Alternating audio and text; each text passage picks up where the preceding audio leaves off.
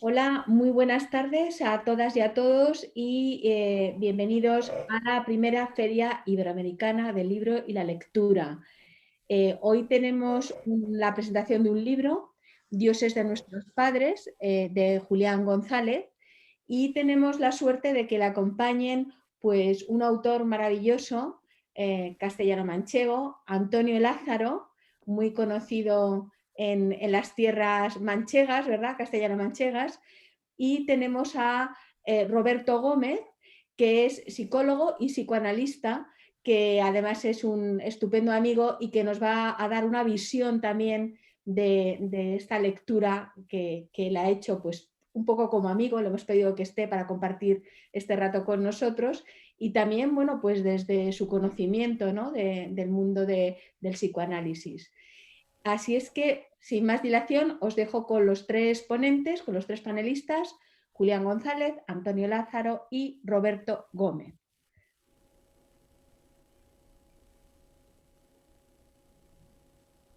Cuando quieras. Eh, Julián, cuando quieras. ¿Me oyes? Sí, bueno, yo os agradezco a todos, tanto los que van a estar acompañándome, Antonio Lázaro, que es un escritor y con el cual comparto muchas aventuras, hemos compartido, audiovisuales y de otro tipo. Hemos grabado juntos, hemos recorrido las regiones manchegas y a mí me da mucho placer el estar ahora con él porque admiro algunos de sus libros, él ya lo sabe, el libro Crónicas del Hombre de Palo, que es una historia maravillosa, o su Club Lovecraft y sus otros libros, ¿no? Y luego también Roberto Gómez, porque para el libro que presentamos me ha parecido interesante tener la voz de alguien como él. Es un hombre que toca el alma humana, que está continuamente, porque pienso que va de esos, ¿no? Va de eso un poco. Y también pues darles también la bienvenida a los que están oyéndonos, que espero que nos hagan luego preguntas. Tenemos algunas sorpresas, como la portada del libro con una foto muy interesante y también un pequeño registro que hemos hecho de audio con una parte pequeñita del libro y que así pues la gente va a poder saber lo que hay dentro. Y bueno, pues Antonio, Roberto, mm, me gustaría conocer vuestra opinión. Para eso estamos. si te parece, rompo el hielo. Entro Por yo. supuesto. Pues buenas tardes, amigos, y buenas tardes, Gloria. Muchas gracias por tu cariñosa presentación. Eh, Ante todo, como bien ha dicho Julián, tenemos ya, yo creo que cerca de 2 décadas de trato y conocimiento, pero después de leer tu libro, que ahora hablaré de él, claro, es el objeto de este encuentro y de esta presentación. Después de leer tu libro, tengo la sensación de conocerte desde mucho antes, porque, bueno, pues ahí reflejas situaciones, momentos que yo también he compartido, ¿no? Hemos colaborado, Julián y yo, como bien ha dicho, en diversos proyectos culturales, básicamente por el lado del audiovisual, empezando por un documental que ya tenía hecho en conjunción con Gloria Padura, ¿no? Sobre el gran dramaturgo Paco Nieva.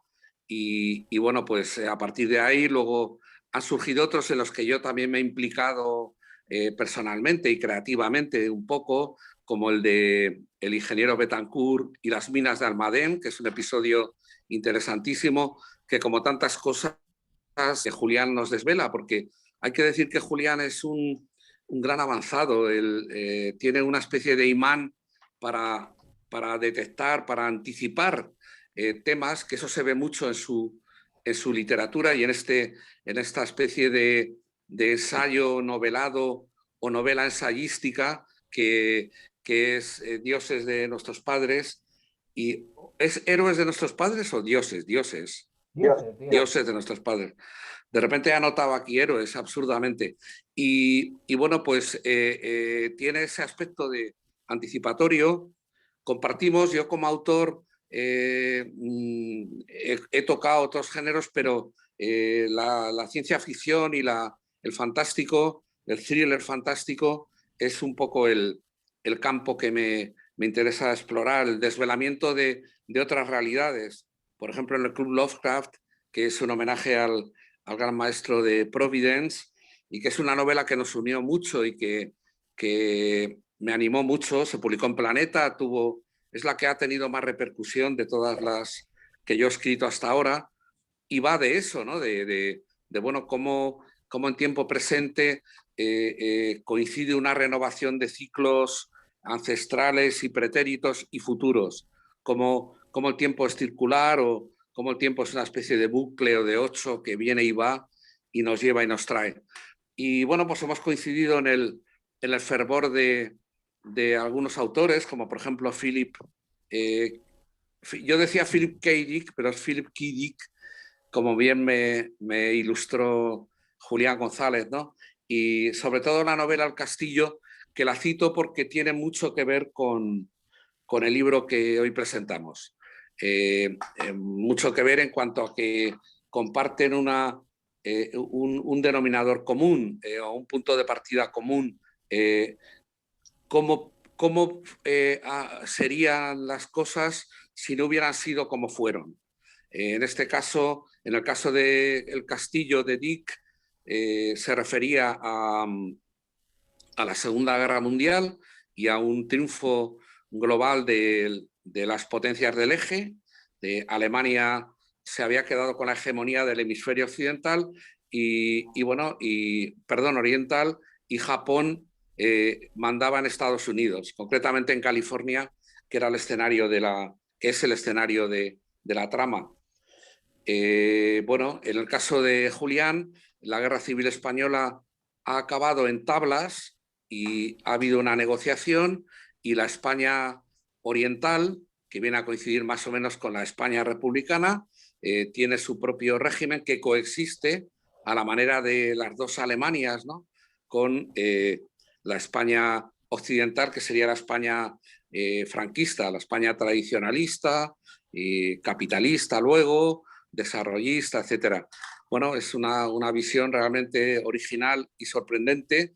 Yo no voy a hacer spoiler para nada, pero bueno, es un elemento que es como el propulsor de la acción del libro, que tiene otros muchos ingredientes, tiene muchos más ingredientes, y es también crónica generacional. Es una generación en la que también que compartimos, digamos, la generación que éramos veinteañeros cuando se produce la transición democrática. Éramos pues jóvenes, intentamos, como dice en una de sus frases Julián en el libro, intentábamos cambiar el mundo cambiándonos a nosotros mismos. Y bueno, pues Julián protagonizó e intervino en numerosas historias, muchas de las cuales yo participé a lo mejor como espectador, ¿no? Pero en otras también fui cómplice y tal. No nos conocíamos. Yo he vivido en Madrid siempre, luego por razones laborales me trasladé a Toledo, pero viví aquella época de la transición intensamente como Julián. Pero es que luego además hay otro elemento clave en el libro, que es la crónica familiar. Es una arquitrama, en el sentido canónico del género, que abarcaría pues prácticamente todo el siglo XX español, toda la historia de España, ya que hay unos personajes femeninos inolvidables en la, voy a llamarle novela, pero que se ve que son personajes de carne y hueso, que narran historias.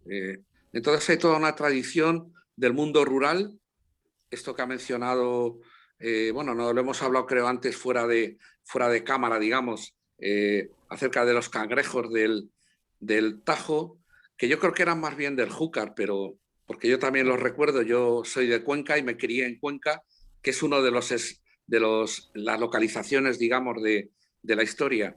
Y bueno, hay todo ese acervo fantástico, no solo dickiano, digamos, distópico, futurista, que también, que es, como digo, un eje vertebrador del libro, sino hay toda una tradición de folclore, del cuento de miedo rural, del fantasma, del aparecido, del muerto que regresa, María Duradura, etcétera, etcétera. Es muy interesante el libro de Julián, porque es como una especie de historia de España, ya digo, resumida desde el punto de vista de la intrahistoria y de una crónica familiar, donde hay incluso elementos de gran intimidad, de un proceso curiosísimo de una herencia, un pariente que de repente fallece 2 veces y ha tenido 2 vidas, etcétera, etcétera. Incluso, pues, también, y no deja de tener interés en la parte autobiográfica de sus memorias, ¿no? Aunque es un hombre joven, Julián, y afortunadamente todavía hiperactivo y con muchísimos proyectos y actividades en la mochila, pues hombre, ya tiene una perspectiva como para contarnos su experiencia, ¿no? Y lo cuenta de un modo sencillo, pero absolutamente profundo. A mí hay una cosa que me ha encantado que me encanta de este libro, al que hay que volver una y otra vez, que es cuando de repente cuenta un sucedido, una historia, algo que la ha vivido, un personaje que la ha conocido, y a renglón seguido le surge una especie de frase aforística, una sentencia. He espigado por ahí varias, que luego a lo mejor, si tenemos algo de coloquio, recuperaré, que es de una sabiduría condensada realmente interesante, de estas frases que te hacen intentar memorizarlas y masticarlas y digerirlas. De manera que es un libro súper recomendable, muy ameno.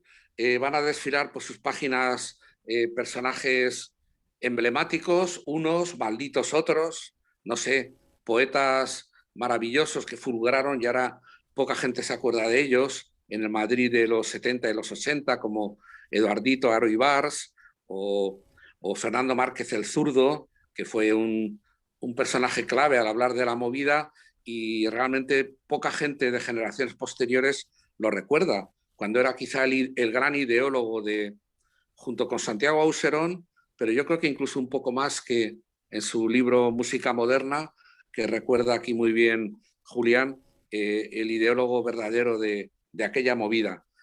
Todas las iniciativas culturales en las que ha participado y que generó e impulsó Julián, pero también está esa época de iniciación de cual joven Torles, ¿no? en Cádiz, de la faceta marinera, que es muy sorprendente, de alguien tan urbanita y estepario, si me lo permite, como Julián González, ¿no? de cuando se graduó de piloto náutico, y bueno, que llegó a ejercer la marinería en algún momento, por espacio breve y tal. Todas estas anécdotas salpican un libro que tiene ese inquietante eje, ¿no? de lo que pudo ser y no fue, de una España en que se llegó a una especie de tablas y de pacto, y los republicanos, los rojos, ¿no? como dijeron luego los vencedores, no claudicaron, no entregaron Madrid, no pactaron, y se llegó a un acuerdo de división territorial. Luego, con el elemento también añadido de que los dos personajes, en la opinión y en la apreciación de Julián, que comparto, más nobles y puros quizá de aquel periodo terrible y nada modélico, ¿no? De enfrentamiento fratricida, que pudieron ser José Antonio por el lado fascista o falangista y Buenaventura Durruti por el lado republicano, concretamente el lado anarquista, ¿no? Libertario.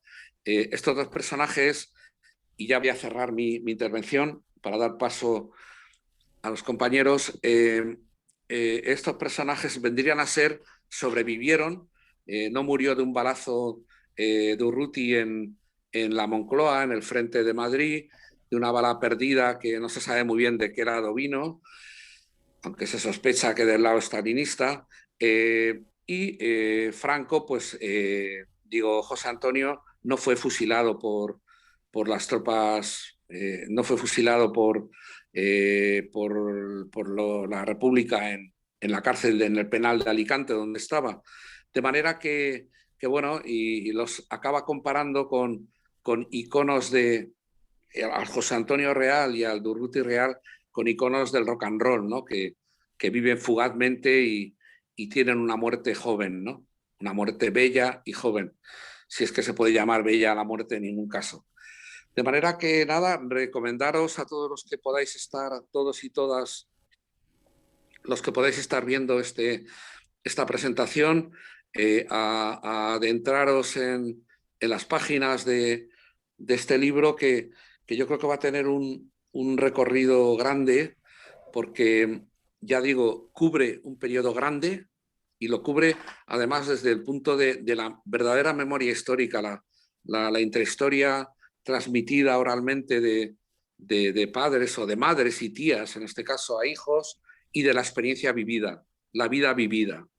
No esa memoria histórica que nos quieren enjaretar algunos actualmente a base de prejuicios, apriorismos políticos, manipulaciones y borrados de la historia. Es un libro donde prevalece la autenticidad.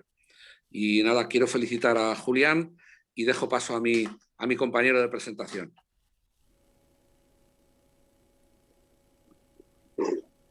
Bueno, buenas tardes. Buenas tardes.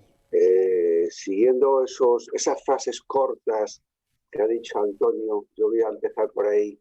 Y ayer se lo decía a Julián, que me llamó mucho la atención una frase que dice en su libro, que es: solo hay una cosa verdadera, la incertidumbre con la que nacemos.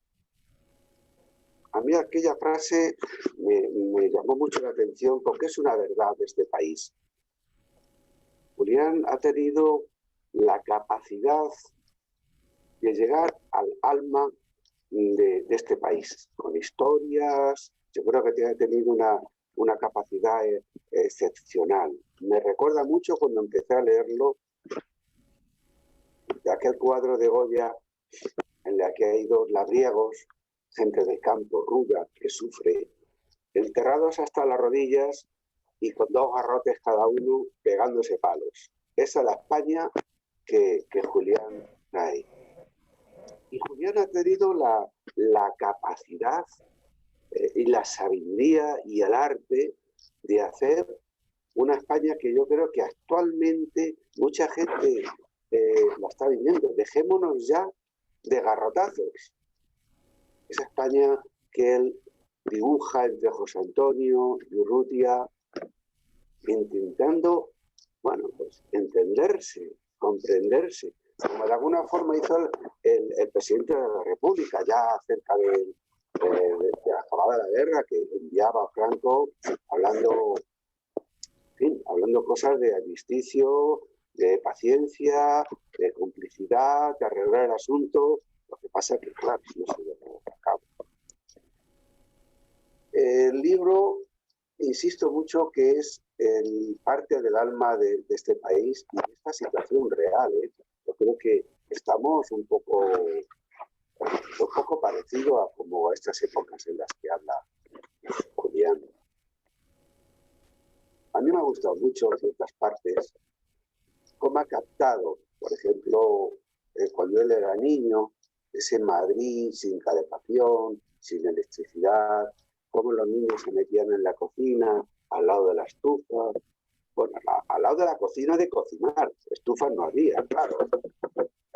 allí con la madre en la cocina, la abuela, la madre que comenta un cuento, estos cuentos que contamos, porque no había televisión, ni móvil y estas cosas, pues los niños escuchaban y aprendían de los cuentos, aprendían una literatura especial. Esa parte me ha gustado muchísimo, me ha gustado mucho cómo comienza el tema de este médico vasco que regresa de las guerras carlistas. Me ha gustado mucho porque en este país se habla muy poco de las guerras carlistas, pero que muy poco. Para empezar, nadie sabe si fueron 2 o 3. Yo pienso que fueron 3, pero bueno. Y ahí está uno de los gérmenes. Y Julián ha tenido la capacidad y la inteligencia de decir, cuidado, esto no puede pasarse por ahí. Y lo mete, poquito, pero lo mete. Julián ha tenido la capacidad de los artistas de meterse en la fantasía, construir y salir. Hay muchos tipos de fantasía, pero vamos, con las que más trabajamos con la fantasía creadora, que es la de los artistas. Luego está las fantasías compensadoras del niño, del inmaduro, que se crea una serie de castillos para compensar en la imaginación lo que no es capaz de hacer en la realidad. La fantasía ideológica, aquel que se inventa historias y se las cree. Pero la verdadera fantasía es la que ha hecho Julián. Se ha metido en una España que muchos españoles deseaban. Y yo creo que desearían ahora también, en estos momentos. Pero lo ha sacado ahí. Y luego ha tenido la salud de salir de esa gran fantasía y plasmarlo. Que es lo que el pobre enfermo no puede hacer. Se mete en la fantasía y se crea ahí en la fantasía y se queda en la. Yo, como no soy literato ni escribo libros, no puedo decir mucho sobre el libro de Julián, pero me ha parecido de una fantasía creativa extraordinaria y me acordé mucho de lo que decía Einstein. Si lo puedes imaginar, lo puedes lograr. Yo creo que Julián ha hecho algo parecido. Ha imaginado una España que se da la mano, una España que tuvo su momento crucial en los años 70 y que luego, bueno, pues como todas las cosas de la rutina, luego se estropea. Julián ha hecho un cuadro de lo que ha sido, de lo que es y a lo mejor de lo que puede ser nuestro país. Con su imaginación, con su fantasía, con ese aspecto de artista, que es entrar en el mundo de la imaginación, crear y salir. Bueno, yo creo que ya está bien. Ya dejo al diálogo y a todos nosotros. Me abrumáis. Bueno, hay 2 cosas que yo me gustaría decir. Aquí hay muchos elementos, ¿no? Yo hacía mucho tiempo que quería escribir un libro, o sea, porque había escrito mucho, pero lograr hacer una historia, pues ya es un reto. Esto ya lo comenté con Antonio Lázaro. Pero sí que me llamó la intención, fueron 2 impulsos como muy grandes que hubo, es oír un día a García Lis. García Lis era un gran fotógrafo de la época que había hecho una exposición en Francia y hablaba también él de alguna manera y dice, alguien tiene que recoger todo lo que ocurrió. Porque en gran parte además en aquellos años de la última, los últimos 5 años de los 70, la segunda parte de los 70, no había ningún apoyo, o sea, no había apoyos de nada, simplemente era lo que yo llamo, en una parte del libro, la muchedumbre organizada. Era la sociedad civil, porque la sociedad política apenas existía, estaban ahí que no sabían. Y por lo tanto era una sociedad civil viva, dinámica, culta, porque había crecido. Y de pronto pues se empezaron a hacer cosas. García Lis le escuché en una entrevista y dijo, es que alguien tiene que reflejar eso. Y eso es lo que he querido. Ha sido uno de los impulsos más grandes. El otro impulso vino por mi sobrino, Paco, que era el hijo mayor de mi hermana, que le envié los 25 primeras hojas, se las envié a él. Y me dijo, me encanta, tienes que seguir con esto. Le dije, no sé a dónde me va a llevar esto, porque fijaros cómo empieza y cómo acaba. Como dice muy bien Roberto, que me encanta, lo meto en una fantasía y luego me salgo, que fue un reto porque yo tenía que resolver todo eso, tenía que darle como una salida a los...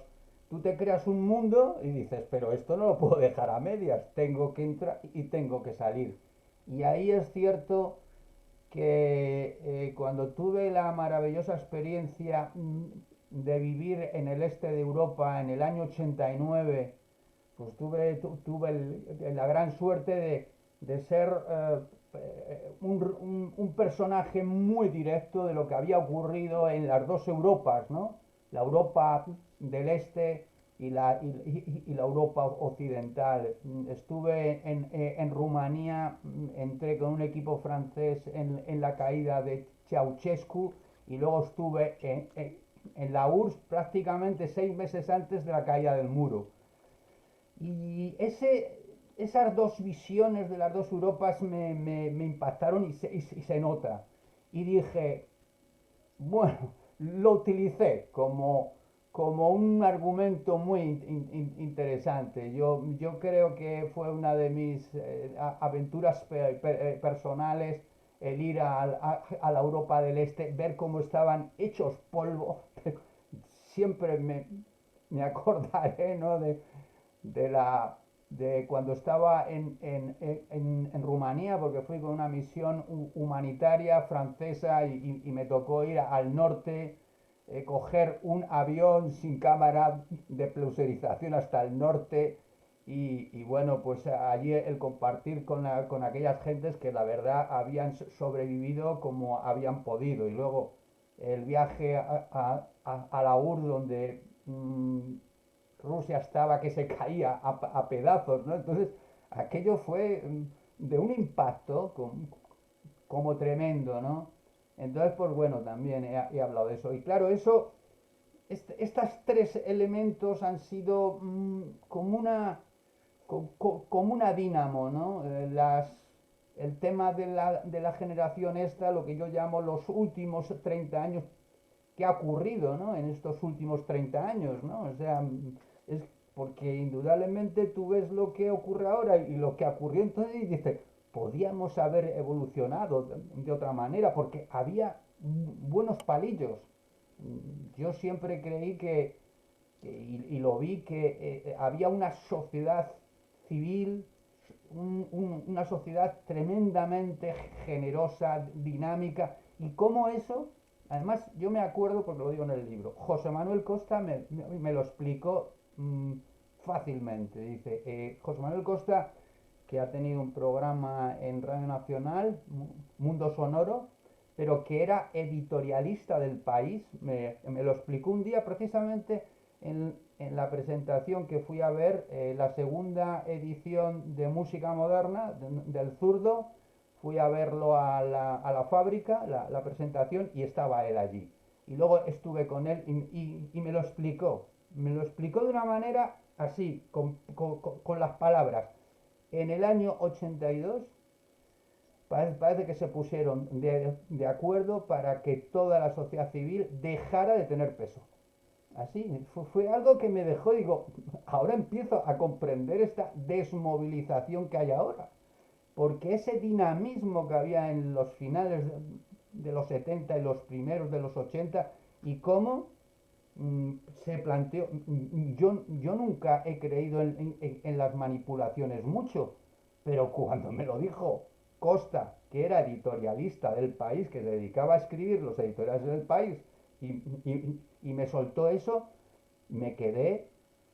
Luego, por ejemplo, he estado viendo una exposición que recomiendo a todo el mundo, que pasó sin pena ni gloria en Madrid, de Ajo Blanco, Pepe Rivas, que yo estuve muy relacionados con ellos. Yo estuve en Barcelona haciendo un especial sobre la prensa marginal madrileña, porque en aquel entonces lo que ocurría en Madrid era muy increíble, ¿no?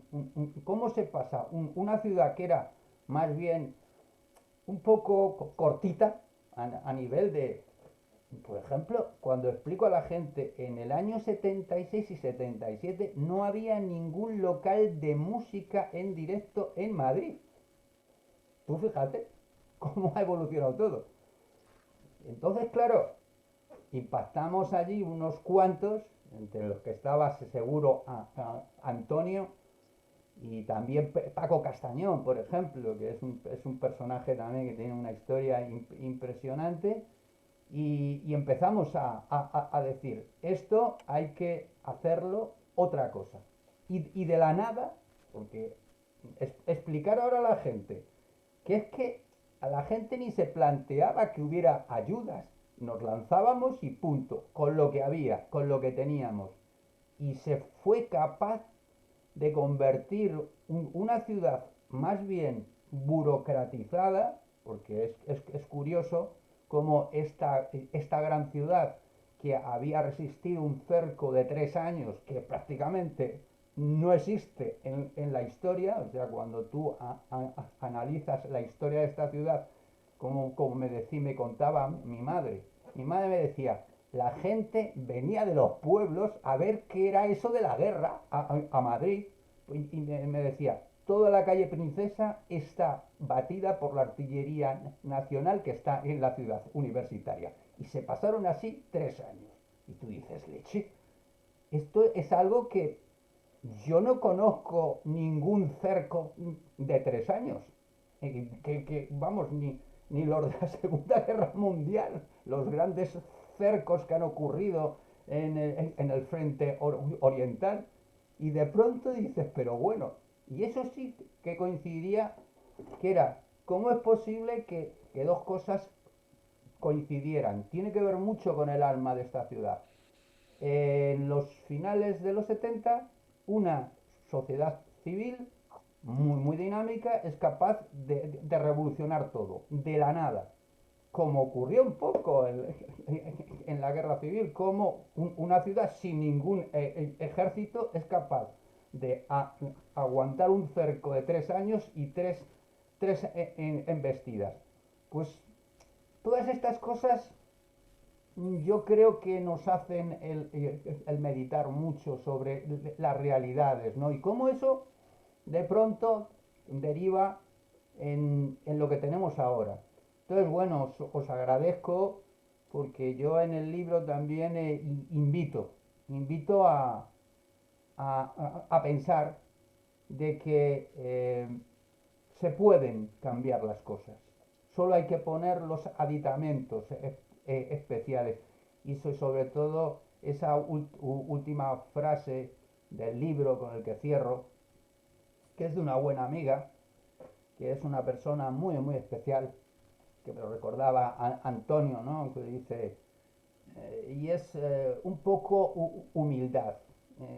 Yo me acuerdo que estando en su casa, cerca de Vitoria, en un pueblecito, ya tienen una casa maravillosa, absolutamente zen, que es una chulada, y yo estaba hablando porque los seres humanos, porque la sociedad, porque no sé qué, y me dijo, Julián, vamos a ver, que en el mundo, aparte de los seres humanos, existen las plantas, existen los animales, existen las rocas. Y entonces yo le dije, ¿a qué podemos aspirar los seres humanos, ¿no? En nuestro paso.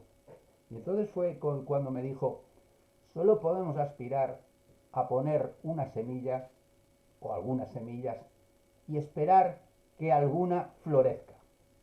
¿Por qué es esto? Es un poco lo que en el fondo hay que hacer todo esperando, hay que hacer mucho esperando todo, pero no puede ser el decir las cosas del presente, cómo van a influir en cómo van a diseñar el futuro. No lo puedes saber, eso sí, si no pones semillas, sí que no va a haber nada, ¿no?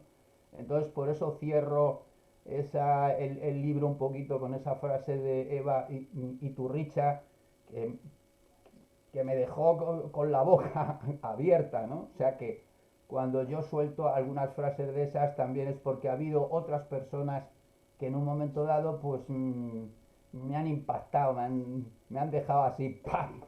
Me han dado en la cabeza como si de pronto se abriera un mundo que yo no conocía.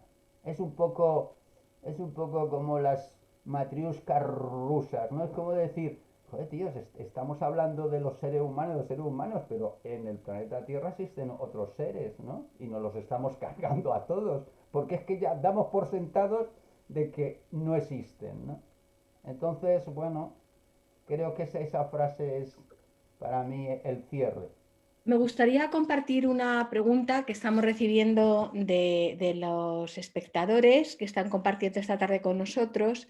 Daniel comenta, me ha gustado lo que ha dicho Antonio Lázaro sobre que la narrativa de la historia está controlada por los poderosos y sus intereses. Por lo que oigo, me parece interesante que este libro reclama el valor de la experiencia personal para rescatar partes de la historia que a lo mejor hemos pasado por alto. ¿Qué pensáis de esto y su papel políticamente, Antonio? Bueno, me parece muy pertinente lo que la interpretación que hace Daniel y bueno, es así, la historia se escribe en un momento dado desde el poder, desde los vencedores. La versión que nos da Julián es una versión absolutamente atípica desde la libertad total del creador, como digo, desde una multiplicidad de relatos que vienen de la transmisión oral intrafamiliar, digamos, a la vida vivida a lo largo de diferentes momentos por él, al conocimiento de la historia de España en una lectura crítica. Es también cierto lo que decía Roberto, por ejemplo, las guerras carlistas, hay una visión de ellas muy superficial, y han sido realmente decisivas y su sombra se ha proyectado sobre todo el siglo XX y sigue de algún modo proyectándose en temas como los conflictos vasco y catalán en la actualidad. De manera que, bueno, contestando a lo que dice Daniel, los poderosos, bueno, como bien demuestra también Julián en su concepción y en su experiencia vivida cuando existían los dos bloques, bueno, pues hay diferentes opciones de poder. Ahora mismo hay un momento ecléctico en que creo que también en un momento dado alude cuando se desvirtúan determinados principios que ilusamente, los que ilusamente creímos o creyó nuestra generación en un momento y se desvirtúan por la práctica política y por la confrontación con la realidad. Bueno, pues esas experiencias de capitalismo dentro del comunismo o de socialismo o socialdemocracia dentro de un marco capitalista, realmente el poder, hay muchos discursos, Daniel, de muchas formas de poder y de contrapoder. Vivimos un momento confuso, complicado, pero es evidente que hay una libertad ilusoria, por ejemplo, la libertad de las redes, pero al final te das cuenta de que prevalecen discursos únicos, de que hay una mainstream teledirigida por alguien. ¿Por quién? No lo sé, no me preguntes. Yo creo que a veces sospecho que la realidad está un poco guionizada, o sea, que no surge de un modo fruto de nuestro esfuerzo y de nuestras vivencias cotidianas, sino que de algún modo nos escriben esas vivencias. Esto tiene una... Roberto es un hombre experto en el estudio del alma humana y podría tener una lectura patológica, ¿no? Un poco paranoide, pero realmente incluso el momento que vivimos es muy distópico, da la impresión de que está escrito por un novelista, por un Philip K. Dick, pero en horas bajas, ¿no? Porque es una distopía bastante aburrida en el fondo, ¿no? que más bien nos tiene ya un tanto hartos. Con que no sé si he contestado o estoy contestando realmente a tu cuestión, pero sí estoy muy de acuerdo. Y es que textos como el de Julián, escritos desde un yo, de un yo que además quiere compartir y abrirse a los demás, son verdaderamente meritorios y dignos de tener en consideración, y para mí escapan a esa especie de discursos unidireccionales. Quiero volver un poco a lo que decía Roberto, que está en el libro de Julián, de la imagen de Goya, de los dos, de esa visión metafórica de España, de las dos Españas dándose de garrotazos, que es un poco también aunque muy civilizadamente, porque la doble España que nos propone Julián coexistía, hasta cierto punto había cierta armonía y cierto trasvase más o menos clandestino por la Plaza de España y toda esa historia que cuentas tan curiosa, que imagino que la has extrapolado de Berlín o de alguno de tus viajes de los 70 y los 80. Esa imagen de enfrentamiento, ahora mismo hay en España, yo creo, dos discursos bipolares. Y bueno, yo siempre digo lo mismo, que puede parecer un reduccionismo o una tontuna, ¿no? Pero ¿por qué voy a tener que ser del Real Madrid o del Barça? Igual soy del Atlético de Madrid o de la Balompédica Conquense, ¿entiendes? La bipolaridad yo creo que es mala, y no es que esté haciendo la apología del centro, por supuesto que en España parece que no se consolida, ¿no? Claramente, sino que me gusta la pluralidad, me gusta la libertad, me gustan los discursos, amo los discursos libres, la verdad o lo que me suena verdadero. Y creo que la obra de Julián, Dioses de nuestros padres, anda en esos derroteros, ¿no? ¿Qué opinas?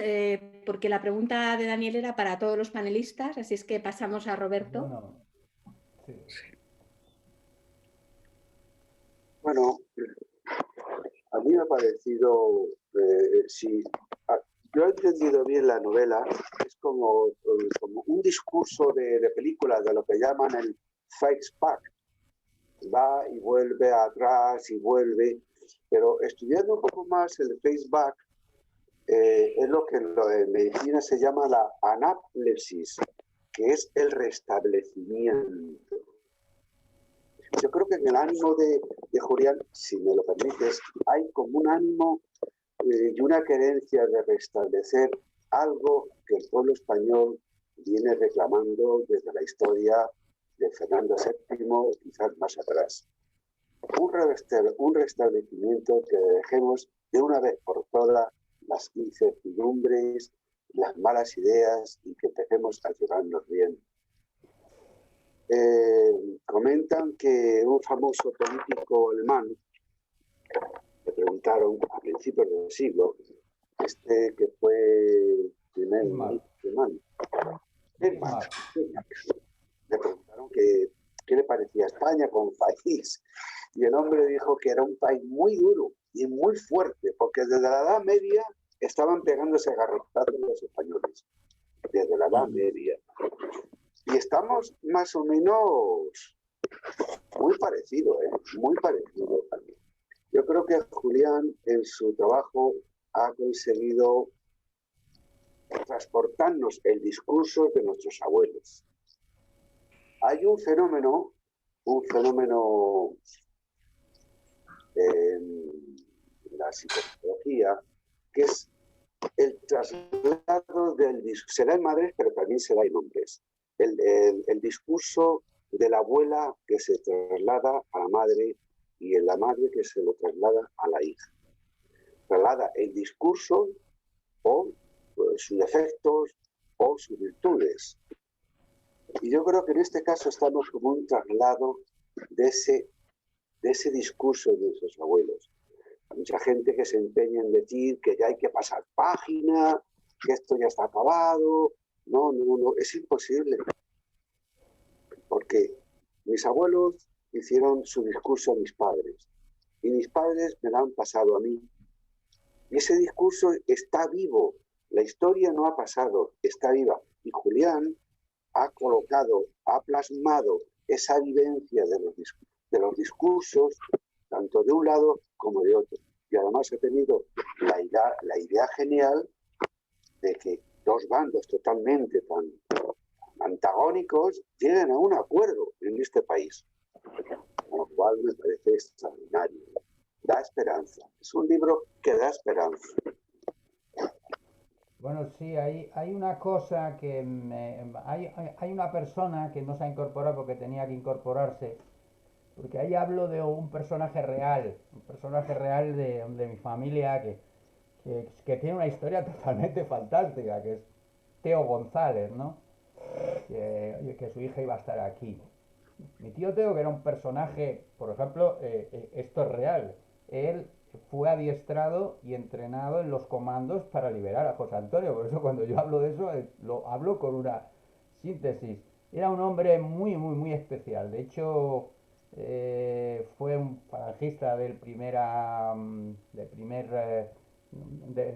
momento, y además fue uno de los capitanes que dirigió el Alto de los Leones. O sea, fue el que estaba dirigiendo ahí cuando no había ejército, porque la gente en la guerra civil no sabes que no había ejército, había milicia contra milicia. Bueno, pues mi tío estuvo allí.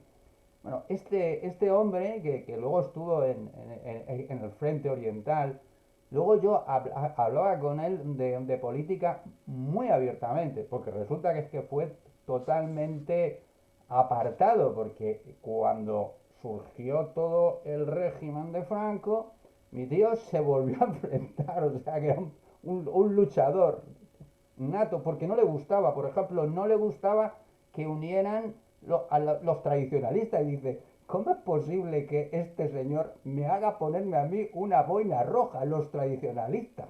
¿No? Entonces, claro, dice, yo me acuerdo que me contaba mi padre que mi tío tiró la boina roja y dice, yo no he luchado para que los tradicionalistas vuelvan al poder, ¿no? O sea que de alguna manera también ahí hubo una generación. Lo que pasa, claro, todo aquello vino en un entorno absolutamente feroz, comprende, donde no había piedad ante nada. O sea, muchas veces cuando hablan de la guerra civil es que allí no había, vamos a hablar, no. Allí era es decir, enfrentamiento frontal y se dirimían los problemas a garrotazos, no, a tiros y punto. No es que yo tenga una pequeña diferencia. Entonces, claro, pero es curioso porque, por ejemplo, ¿por qué yo tomo las guerras carlistas? Que es un tema que a mí siempre me ha apasionado. Y yo he pensado un poco como decía Antonio, ¿por qué no se estudian las guerras carlistas? Porque, por ejemplo, el problema que hay ahora de los catalanes y de los vascos no se entiende sin las guerras carlistas. El cierre de la tercera guerra carlista con el abrazo del general Maroto y Espartero, eso dura hasta ahora. Ese pacto es como decir, había que estudiarlo en las escuelas, porque eso explica de por qué, por ejemplo, Navarra y el País Vasco tienen el cupo vasco. Porque es así. O sea, los vascos y los navarros tienen eso porque en la tercera guerra carlista, cuando se cierra, el abrazo de Vergara, el famoso abrazo de Vergara, que es donde yo arranco el libro, acuérdate esos párrafos tan bonitos que a mí me apasionan, porque yo lo escribí muy apasionadamente de el viejo guerrero antiguo que viene. Yo me acuerdo además de una película que me viene a la memoria, que es el principio de Centauros del desierto, ¿no? Cuando el tío Ethan viene de la guerra civil americana, que ha perdido, ¿no? Y que viene el tipo, ¿no? Pues un poco así, ¿no? Un poco así, porque la gente no lo sabe, pero las guerras carlistas coinciden con la guerra civil americana. Es que un señor como el general Lee es igual que Zumalacárregui. Un personaje muy parecido. Y además tú, mira, hay por ejemplo un libro súper bonito de Carlos Marx, poco conocido, que se llama La Sociedad Norteamericana. Carlos Marx, cuando era periodista en Inglaterra, era el encargado de hacer las crónicas de la Guerra Civil Americana en los periódicos ingleses. Y es un libro precioso, ya te digo, no muy conocido. Y te explica pues los avances, los contraavances del bando del sur. Y me recordaba tanto a un señor maravilloso del cual Antonio Lázaro ha hecho un ensayo, que es el señor Galdós, que yo digo, ¿por qué no os leéis Zumalacárregui o la campaña del maestrazgo? Porque es que a mí esos dos libros tú lo ves y dices, empiezo a comprender cómo es nuestro país. Y sin embargo, no se estudia. Entonces hay como un olvido de cosas que para mí son fundamentales. Por eso, arrancar de poner prácticamente en una forma paralela la guerra civil y las guerras carlistas, pues tiene ese sentido de decir, señores, no nos olvidemos, estas son nuestras señales de identidad. De aquí nosotros hemos construido lo que tenemos ahora. Y como dice Antonio, claro, es que ¿cómo vas a comprender? La Segunda Guerra Carlista se, se hizo toda en Cataluña Norte. Por ejemplo, la Segunda Guerra Carlista es en Berga. Berga era la capital de los carlistas catalanes. Entonces, claro, ahora mismo el nacionalismo catalán, ¿dónde es fuerte? En Berga. Entonces, claro, yo no comprendo cómo no se estudia más esto, no se saca más a colación, porque es ese enfrentamiento, el mundo antiguo y el mundo moderno, todos los errores que se cometieron en el siglo XIX, que fue un auténtico desastre desde la desamortización de Mendizábal, yo hablo de eso, el doctor el Santiago Carracedo, que yo he cogido el nombre de mi médico cuando yo era pequeñito, y cómo ellos sufren eso, la desamortización de Mendizábal, ¿no? O sea, que es que yo pondría como para comprender un poco la España actual, porque es ahora mismo yo, a este país, yo no lo comprendo. Es como si viviéramos en un mundo aparentemente del siglo XXI, pero con esto, pero eh, eh, la gente no difiere mucho más, su planteamiento, su forma de ver el mundo es, yo nazco, yo hago una oposición al Estado y punto. ¿Comprende? O sea, hay poca evolución en la sociedad española. Y el libro, yo he intentado como decir, había una tercera vía. Entre unos y otros había una tercera vía. Y yo me considero parte de eso. Esa tercera vía, que es reivindicada por Pepe Rivas, por ejemplo, en su fantástica exposición que os recomiendo que vayáis a ver. Creo que van a volver a montarla en Barcelona. Estuvo aquí en Madrid un montón. Y yo me acuerdo que vi la exposición y me pareció genial porque él explica que lo intentaron, pero que no hubo manera. Que es que fueron absolutamente con dos fuerzas que estaban luchando por el poder. Ahora que está hablando del poder, ¿no? Daniel, explicar, hubo como una lucha entre los que estaban en el franquismo y que querían meterse en el nuevo sistema y los chicos jóvenes los socialistas y todos que querían hacer, y en esas dos fuerzas enormes hubo un intento muy tenue, que es lo que decía Antonio. Queremos no cambiar tanto la sociedad, sino cambiar las conciencias, porque si no cambiamos la forma de ver el mundo, no vamos a cambiar el mundo. Y es lo que nos ocurre ahora, que como nuestra forma de ver el mundo es antigua, pues nuestro país en el fondo sigue ahí arrastrando esos viejos temores. Y como decía Daniel, yo me acuerdo una vez y ya acabo, cuando vino a casa después de haber vivido ya años en Yuki y decía, España es un país desarrollado con unos ciudadanos con una mente subdesarrollada porque no comprenden lo que tenemos. Y entonces, claro, digo, pues es verdad, porque todas nuestras formas de actuar es de un país un poco mezquino, cuando realmente en nuestro país hay tres cosas fundamentales: las personas, nuestras tierras y nuestras costas. Son increíbles, porque yo no comprendo cómo, haciéndolo tan mal, podemos, por ejemplo, ser la 13ª potencia del mundo. Yo no lo comprendo. O sea, nuestra calidad como seres humanos y como esto tiene que ser muy grande. Porque es que yo veo todo lo que está ocurriendo y digo, pero esto es un milagro. Es un milagro. Sinceramente. Es así. Y bueno, y lo que va a ser, yo lo desconozco ahora mismo, pero bueno, aquí estamos intentando volver a poner cosas, o sea, no vamos a cejar, vamos a seguir haciendo cosas con Roberto, con Antonio y yo por supuesto y todas las personas que nos estamos viendo, porque no hay que rendirse nunca, eso clarísimo. Bueno, aquí tengo un comentario de Daniel que dice, hombre, tampoco lo dije así, ja, ja, ja, ja, pero, pero ahí tengo otra pregunta de los espectadores. Me preguntan, Julián, ¿dónde podrían adquirir el libro Dioses de nuestros padres?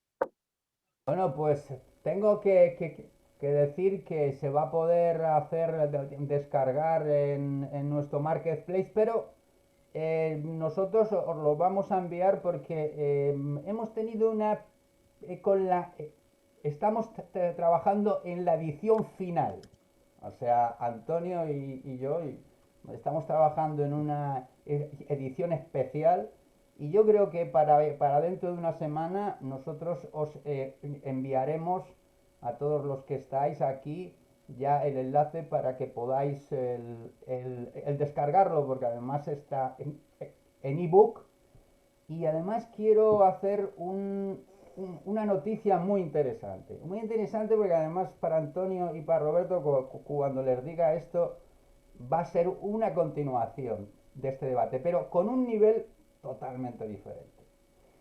Yo he estado en comunicación con algunos youtubers, de estos que tienen sus canales y además que tienen como bastante gente. Entonces, hay uno que hace audiovisuales de cosas hipotéticas, por ejemplo, Marruecos conquista Canarias. Y yo me acuerdo que le hacía una broma y digo, pobre marroquí, lo único que tienen para acercarse a Europa, si se lo quitas, entonces se reía este hombre que es canario y hace estas fabulaciones, un poco como yo. Entonces yo le dije, mira, estoy para escribir un libro en el que vamos a plantear lo siguiente. Figúrate que la República no pierde la guerra, Franco tampoco, ¿cómo hubiera evolucionado España? Bueno, pues le envié una pequeña sinopsis de esto y está trabajando ya en ello. Lo que quiere decir que vamos a tener muy pronto, la siguiente semana me reúno con él, vamos a intentar hacer un audiovisual sobre esto. Puede ser un nuevo escalón, Antonio, puede ser muy interesante. Entonces, para dentro de una semana ya estará el libro con esa edición final. Y bueno, lo único que me gustaría es el compartir con vosotros una parte del libro que hemos que he grabado esta misma tarde. Son unos cuantos minutos para que oigáis un poquito ese mundo antiguo, ese mundo rural, oral, que me encanta. Hay un escritor manchego también fabuloso que se llama José Mascara, que tiene un libro que se llama Los Ángeles Desterrados, que me encanta. Yo cuando lo leí dije, leche, porque habla de ese mundo perdido, ese mundo en el cual el ser humano estaba unido a la naturaleza era su padre, y cómo eso ha desaparecido. Y además este hombre es un cura, pero un cura un poco especial, ¿no? Entonces, yo me gustaría el que oyerais esos tres pequeños relatos que son el espíritu de ese mundo perdido, y que no sé si alguna vez servirá para que se recupere algo de la utopía, porque nos hace falta utopías, ¿eh? Nos hace falta, porque este baño de realidad nos está matando a todos. Entonces, bueno, voy a ver, y con eso ya un poquito, voy a ver si lo comparto. A ver, sí.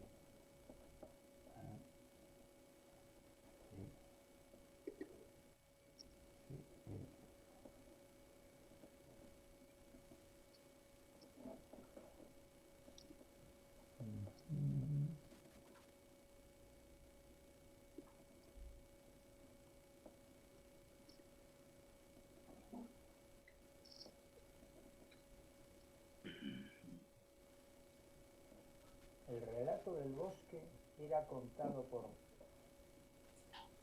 ¿Se oye o no? Se oye muy bajito. ¿Puedes subirlo un poco más? Eh, sí, bueno, a intentar... Está compartido ya. Voy a ver. Sí, aquí voy a ponerlo a tope, a tope, a tope. Sí.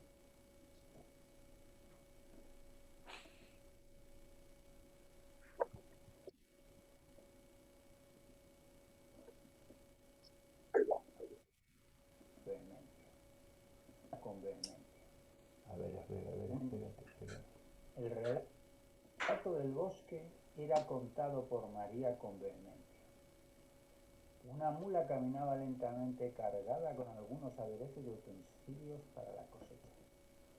Debían atravesar un bosque lleno de riachuelos. En uno de ellos, la mula no quería atravesarlo. Mi madre le instaba a hacerlo, pero ella se resistía. ¿Qué le impedía avanzar? Se bajó y miró a lo lejos, no viendo nada normal. De pronto escuchó una voz que le recordaba a su abuela.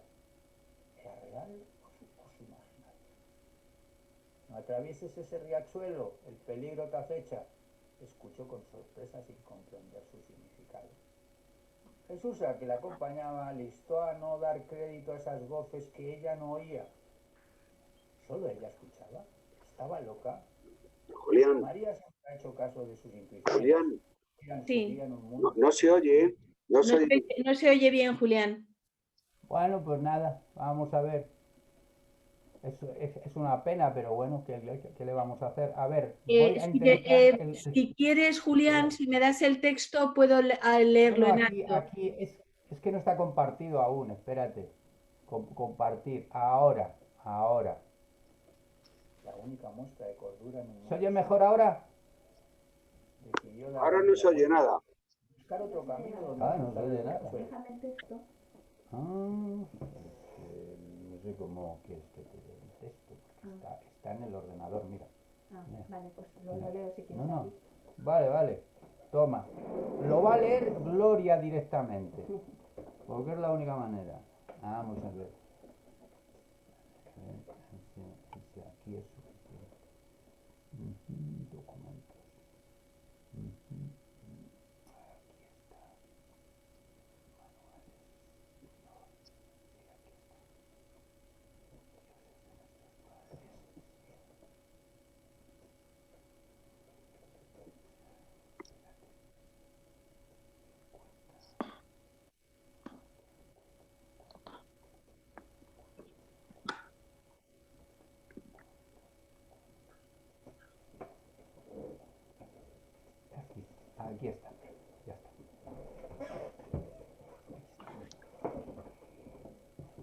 El relato del bosque era contado por María con vehemencia.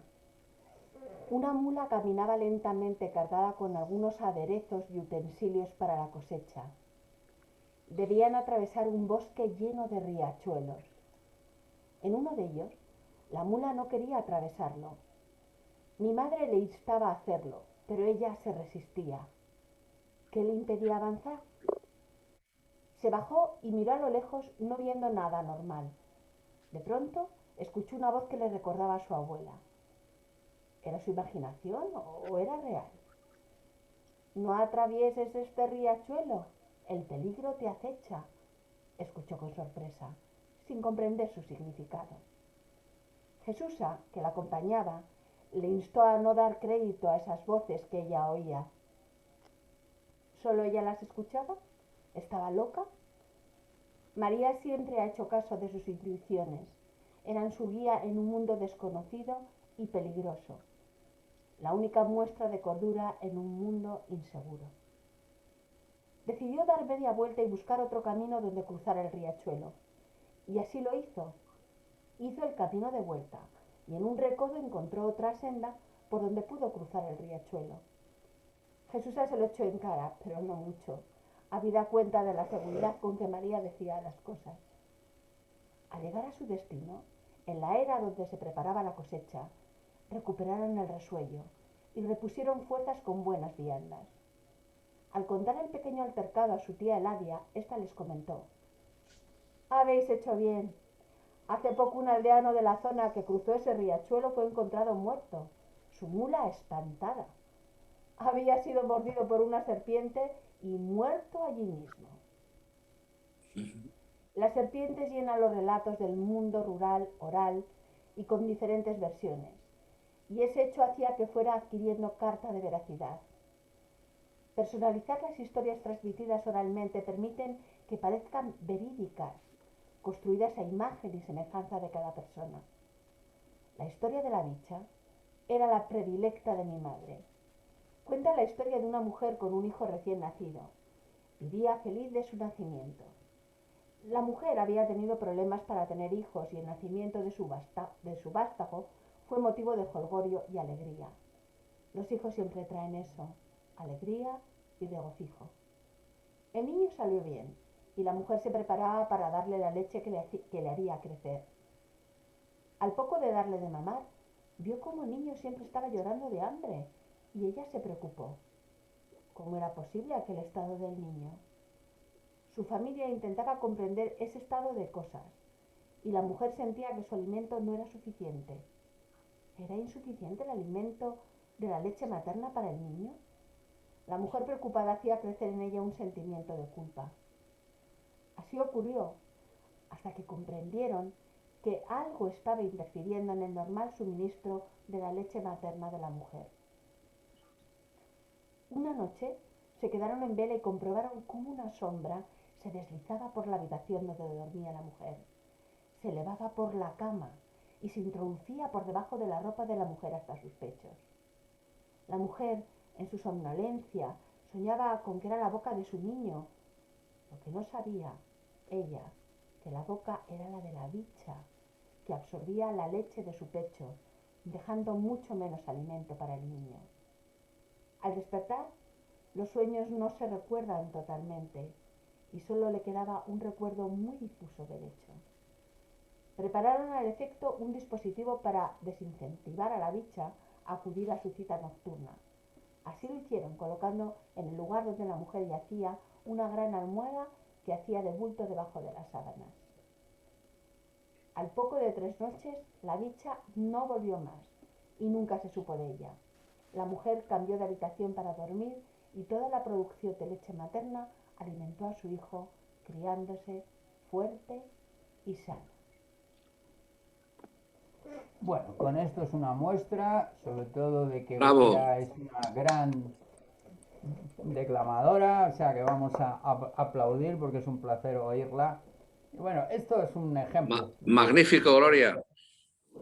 de la variedad, sobre todo porque siempre esas historias de ese mundo olvidado, ¿no?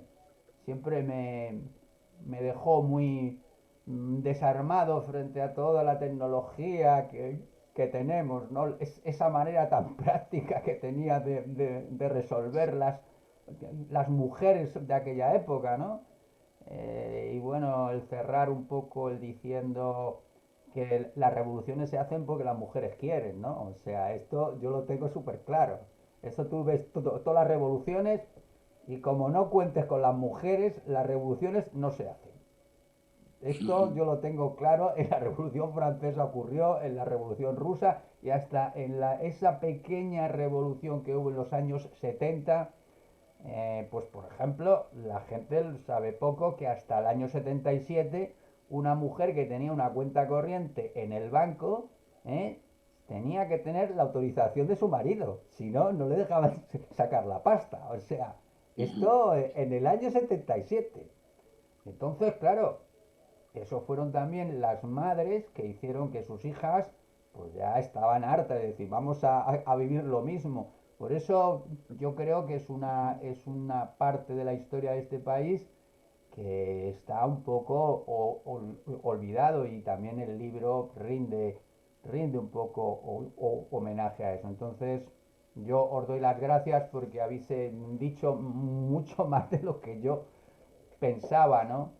Y yo espero que el libro esté dentro de una semana. Os enviaremos a todos los que estáis asistiendo un email para que podáis el descargaroslo ya en ebook de una forma fácil y esperar al youtuber que se llama Argelio, es un chaval de Canarias, que os convocaré para verlo, o sea, es una de las de las segundas campañas que vamos a preparar para relanzar el libro, que va a ser muy interesante verlo en imágenes. Este chaval hace unos montajes como muy interesantes y es una oportunidad de mezclar muchas cosas, de mezclar este formato de ebook, de mezclar el YouTube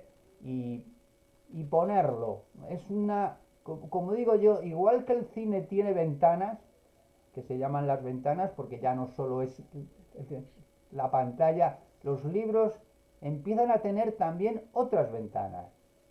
Y esto es muy importante para el desarrollo de la industria del libro.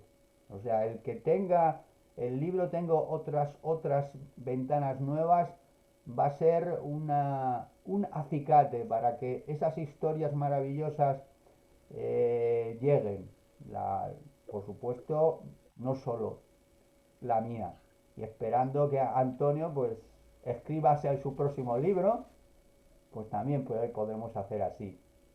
O sea que espero veros pronto porque cuando hagamos lo de YouTube os voy a convocar otra vez y me vais a decir, joder, porque vamos a tener la oportunidad de hacer eso. O sea que vamos a intentar trascender. Porque como decía un dramaturgo, director que nos dio un seminario fabuloso que se llamó Omar Grasso, que fue un director argentino que estuvo en Madrid viviendo muchos años. Las cosas hay que aspirar a que haya un halo de eternidad, eternidad, que no pasemos por el mundo pues casi como eso, sino poniendo lo mejor de cada uno. Y por eso yo te agradezco, Roberto y Antonio, sobre todo esa última frase de que el libro abre una esperanza, porque la esperanza es lo fundamental. Pues tenemos aquí un mensaje para ti, Julián, que dice, una vez más me vuelves a sorprender, enhorabuena por trasladar puntos de vista compartidos por muchos, muy instructivo, y te saluda Iñaki. Vale, Iñaki. Es el cuñado de Carlos, así que... Sí, hombre, claro, como no voy, o sea... Así que te saludan por aquí espectadores. Y nada, vamos a... oírte. Y nada, vamos a cerrar ya este seminario. Muchísimas gracias a las espectadoras y espectadores que han compartido este rato de la tarde-noche ya con todos nosotros. Mil gracias a los panelistas, Antonio Lázaro, Roberto Gómez Campanero, Julián González. Ha sido un placer teneros en esta Feria Iberoamericana del Libro y la Lectura y nos vemos muy pronto. Estaremos pendientes de tu libro, Julián. Muchísimas gracias. Gracias. Y hasta buenas pronto. noches a todas y a todos. Hasta luego. Hasta pronto.